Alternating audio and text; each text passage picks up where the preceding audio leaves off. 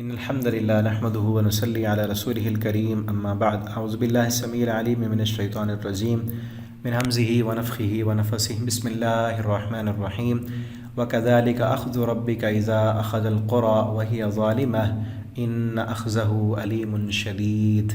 ترجمہ قرآن کے سبق میں سورہ ہود آیت نمبر 102 سے پڑھیں گے۔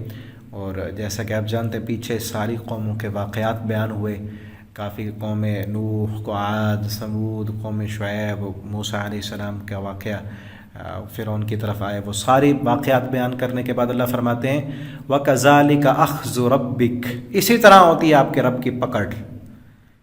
ٹھیک ہے، ان قوموں کو، ان لوگوں کو کیسے ان پر پکڑ آئی، کسی پر چیخ آئی، کسی کی بستیوں کو الٹ دیا گیا، کہیں پر جو ہے پتھروں کی بارش برسائی گئی، اسی طرح اللہ فرماتے ہیں تیرے رب کی پکڑ ہوتی ہے اذا اخذ القرى، جب وہ پکڑتا ہے بستیوں کو، وہی ظالمہ، اس حال میں کہ وہ ظلم کر رہی ہوتی ہیں۔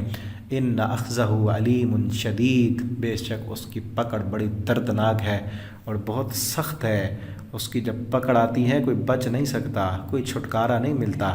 اس وقت جب پکڑ آتی ہے، فرعون جیسے باغی، اپنے آپ کو بڑا انا ربکم الاعلی کہنے والے ہیں، ایمانداروں پر ظلم کرنے والے، ان فرعون لعال، بہت بڑا سرکش، وہ بھی جب پکڑ کو دیکھتا ہے اتنی شدت ہوتی ہے، تھے تو خالی غوطے ہی نا، پانی میں گیا، اتنا بڑا متکبر، چند غوطوں میں اللہ نے اتنی سختی اور شدت رکھی تھی، علیم شدید، کہ وہ ایک دو غوطوں کے بعد وہ مان گیا ہے، آمنت برب ہارون و موسیٰ، فوراً کہنے لگا تھا، کیوں کہ پکڑ اتنی سخت تھی، درد اتنا شدید تھا، عذاب شروع ہو چکا تھا، لیکن اسے کہا کہ آلانا، اب مان گیا ہے، اب سے پہلے تو بڑا متکبر تھا، وقد عصیت قبل کنت من المفسدین، اب سے پہلے تو بڑا فسادی تھا، ابھی تھوڑا سا جھٹکا لگا ایک، ابھی سے مان گیا۔ ان اخذہ علیم شدید، اس رب کی پکڑ بڑی سخت ہے، اسی لیے ان بطش ربک لشدید، وہاں پر کیا کہا، تیرے رب کی پکڑ بڑی سخت ہے، اس لیے ہمیشہ اپنے رب سے معافی مانگتے رہنا چاہیے۔ یہ مت سمجھے اس نے ڈھیل دی ہوئی ہے، اس کی دی ہوئی ڈھیل کو کہیں بھول میں آ کر یہ نہ کہیں کہ ہمیں کوئی پکڑنے والا نہیں ہے۔ اگر اللہ نے ڈھیل دی ہے تو یہ مت سمجھیں کہ پکڑ نہیں آئے گی۔ اللہ تعالی ہم سب کو معافیاں مانگنے والا بنا دیں اور اللہ ہمارے گناہوں کو معاف کر دیں، ٹھیک ہے نا۔ ان فی ذلک الآیہ، اس میں بڑی نشانیاں ہیں ان واقعات میں، لمن خاف عذاب الآخرہ، اس کے لیے جو آخرت کے عذاب سے ڈرتا ہے۔ ذالک یوم مجموع لہ الناس، یہ وہ دن ہے کہ جس دن ہم جمع کریں گے لوگوں کو، وذالک یوم مشہود، اور یہ دن حاضر کیا جانے والا ہے، یعنی قیامت کا دن، جس دن تمام لوگوں کو جمع کیا جائے گا، حاضر کیا جائے گا۔ وما نؤخر، اور نہیں ہم مؤخر کرتے اس دن کو، الا لاجل معدود، مگر ایک مقررہ مدت پوری کرنے کے لیے، کہ دنیا کی جب زندگی اس کی میعاد مدت پوری ہوگی وہ دن آ جائے گا۔ یوم یأتی لا تکلم، جس دن وہ آئے گا، وہ وقت، وہ دن آ جائے گا، لا تکلم نفس، نہیں بات کر سکے گا کوئی بھی نفس، کوئی بھی انسان بات نہیں کر سکے گا، بول نہیں سکے گا، الا باذن، مگر اس کی اجازت کے ساتھ۔ فمنہم، پس ان میں سے، ان لوگوں میں سے، شقی، کچھ بدبخت ہوں گے، وسعید، کچھ نیک بخت ہوں گے۔ قیامت کے دن جب حاضری ہوگی، حساب و کتاب ہوگا، کچھ اللہ کے نافرمان ہوں گے اور کچھ اللہ کے فرمانبردار ہوں گے۔ فَأَمَّا الَّذِينَ شَقُوا، پس وہ لوگ جو بدبخت ہوئے، جو اللہ کے نافرمان، فَفِي النَّارِ، وہ آگ میں ہوں گے، لَهُمْ فِيهَا زَفِيرٌ وَشَهِيقٌ، لَهُمْ، ان کے لیے، فِيهَا، اس جہنم میں، زفیر، چیخنا چلانا ہوگا، وشہیق، اور دھاڑے مارنا ہوگا۔ جہنم جب ان کو جلائے گی، ان کی چمڑیاں جلیں گی، نازجت جلودہم بدلناہم جلودا، ایک چمڑی جلے گی اوپر اور لگا دی جائے گی، کبھی ان کو پیشانی کے بالوں سے پکڑ کر جہنمیوں کو گھسیٹا جائے گا، چیخیں گے، چلائیں گے، دھاڑے ماریں گے، روئیں گے، لیکن کوئی ان کی پکار سننے والا نہیں ہوگا۔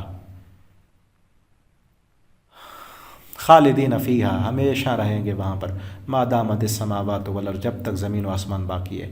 یہاں سے یہ مت سمجھیں کہ یہ زمین و آسمان، بلکہ یوم تبدل الارض غیر الارض والسماوات، اس زمین کو اور زمین سے بدل دی جائے گا۔ وہ آسمان، آخرت کے جو زمین و آسمان ہیں، جب تک وہ قائم ہے، نہیں ہمیشہ ہمیشہ، اور بھی کئی جگہوں پر ہے کہ کافر ہمیشہ ہمیشہ رہیں گے وہاں جہنم میں۔ اور یہ ایک محاورہ بولا گیا، عربی جب کسی کسی کام کو کہتے ہیں نا کہ یہ کبھی ختم نہیں ہوگا، تو وہ کہتے ہیں ما دامت السماوات، یعنی جب تک زمین آسمان قائم ہے اس وقت تک یہ ہے، یعنی وہ بھی ہمیشہ رہیں گے۔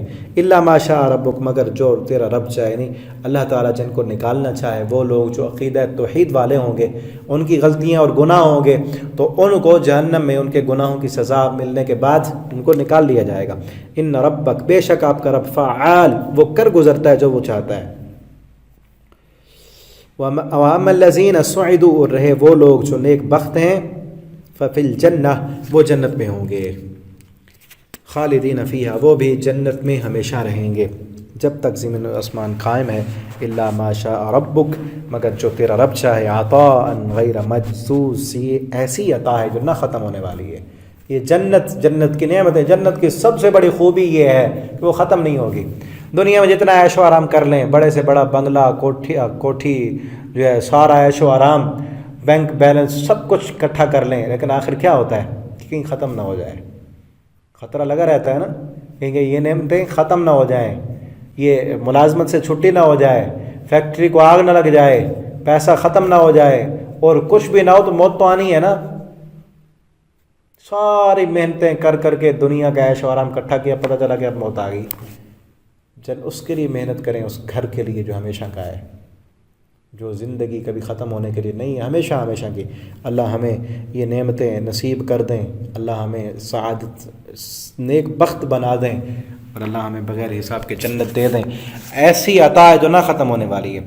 فلا تک فی مریہ، بس آپ نہ ہوں کسی شک میں، مما یعبد ہؤلاء، اس میں جس کی یہ لوگ عبادت کر رہے ہیں، ما یعبدون، نہیں یہ عبادت کرتے مگر کما یعبد آباءہم، جیسے ان کے باپ دادا عبادت کرتے تھے، بس اسی کے پیچھے چلے ہوئے ہیں، جس طرح باپ دادا نے کہ ان کو نہیں پتہ قرآن نے کیا کہا ہے، ان کو نہیں پتہ اللہ رب العالمین کے پیغمبر کس چیز کی تبلیغ کرتے رہے، بلکہ یہ کیا کہتے ہیں، جیسے باپ دادا نے کیا ہم بھی ویسے کریں گے۔ آج کئی کلمہ پڑھنے والے بھی یہی کہتے ہیں کہ بس جیسے باپ دادا تھے ویسے چل رہے ہیں۔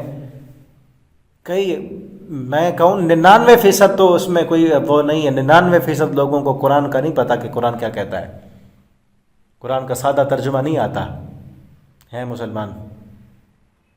اسی لیے اقبال نے کہا تھا نا، وضع میں تم ہو نصارہ تمدن میں ہنود، یہ مسلمان ہیں کہ جنہیں دیکھ کر شرم آئے یہود۔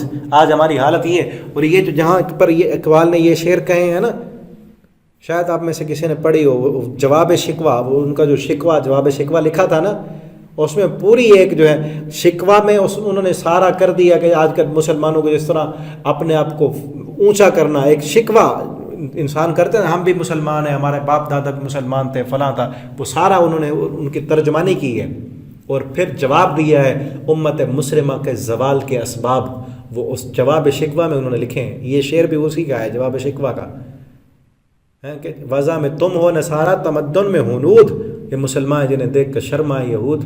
وہ معزز تھے زمانہ میں عامل قرآن ہو کر، اور ہم خوار ہوئے تارک قرآن ہو کر۔